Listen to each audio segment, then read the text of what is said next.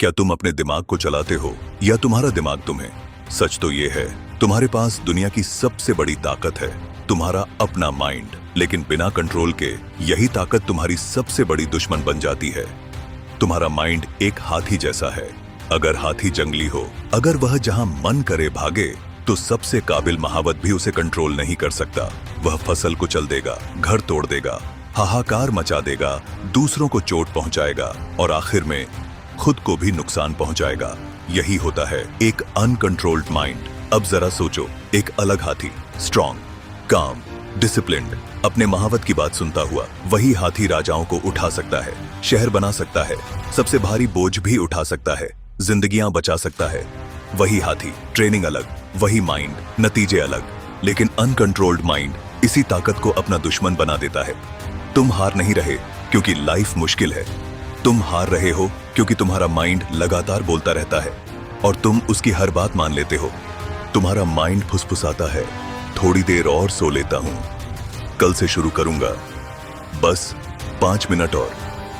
Mind कभी चिल्लाता नहीं, वो फुसफुसाता है और यही फुसफुसाहट खतरनाक होती है। वो दोस्त जैसी लगती है क्योंकि वो तुम्हारी ही आवाज जैसे लगते हैं, क्योंकि वो तुम होने का नाटक करती है। लेकिन याद रखो, तुम और तुम्हारा माइंड एक नहीं हो। डिसीजन तुम लेते हो, माइंड सिर्फ एक नौकर है, मास्टर नहीं। और एक नौकर को मास्टर की जिंदगी पर कोई अधिकार नहीं होता। कोई भी अपना फ्यूचर एक बड़ी गलती से डिस्ट्रॉय नहीं करता। सब कुछ चुपचाप होता है, छोटे फैसलों और छोटी छोटी आदतों से। और जब तक समझ आता है नुकसान हो चुका होता है, कंट्रोल ऐसे ही चुपचाप हाथ से निकल जाता है, बिना शोर, बिना चेतावनी। आज ज्यादातर लोग जंगली हाथी पर बैठकर जिंदगी चला रहे हैं। मूड उनका दिन कंट्रोल करता है, फोन उनका टाइम कंट्रोल करता है, फियर उनके एक्शंस कंट्रोल करता है, कंफर्ट उनका फ्यूचर कंट्रोल करता है और उन्हें लगता है ये नॉर्मल है। माइंड कंट्रोल का मतलब सोच बंद करना नहीं है, मतलब है चूज करना। कौन सी थॉट्स पावर डिजर्व करती हैं। तुम्हारा माइंड तुम्हारा मास्टर नहीं है, वह तुम्हारा टूल है। लेकिन अगर तुमने उसे रूल्स नहीं दिए तो वह तुम्हें रूल्स देना शुरू कर देगा। विल पावर नाम की कोई मैजिक नहीं होती। सेल्फ कंट्रोल बिल्ड किया जाता है स्लोली, स्टेप बाय स्टेप।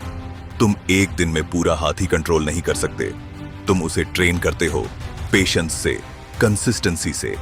तुम पहले दिन जिम में 50 किलो वेट नहीं उठाते, पहले 5 किलो उठाते हो, फिर धीरे धीरे थोड़ा थोड़ा बढ़ाते हो, कभी 1 किलो, कभी 2 किलो और। हर छोटा स्टेप काउंट करता है और फिर एक दिन 5, 10, 20 सब पॉसिबल हो जाता है। माइंड डिसिप्लिन भी ऐसे ही बनता है। लोग फेल क्यों होते हैं? क्योंकि वे सोचते हैं एक डिसीजन लो और लाइफ हमेशा के लिए फिक्स हो जाएगी। लेकिन रियलिटी अलग है। एक छोटा डिसीजन, उसे रोज रिपीट करो, यही नई पर्सनैलिटी बनाता है। अगर तुम सच में चेंज चाहते हो, आज से स्टार्ट करो।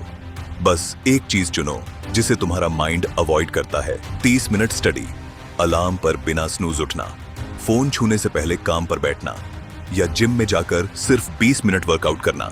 सिर्फ एक चेंज, 5 नहीं, 10 नहीं, एक प्रॉमिस जो तुम रोज निभाओ। कुछ दिन बहुत मुश्किल लगेंगे, परफेक्ट। इसे एक अवसर के रूप में लो। यही वह पल है जो तुम्हारी परीक्षा लेता है। क्योंकि जब तुम एक्शन लेते हो, जब तुम्हारा माइंड सबसे ज्यादा रेजिस्ट कर रहा होता है, तब तुम उसी की सबसे मजबूत स्थिति में अपनी जीत हासिल कर रहे हो।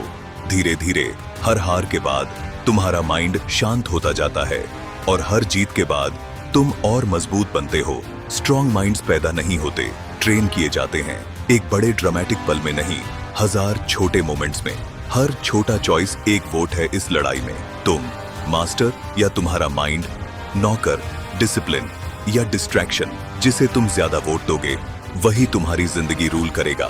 अपना वोट समझदारी से दो।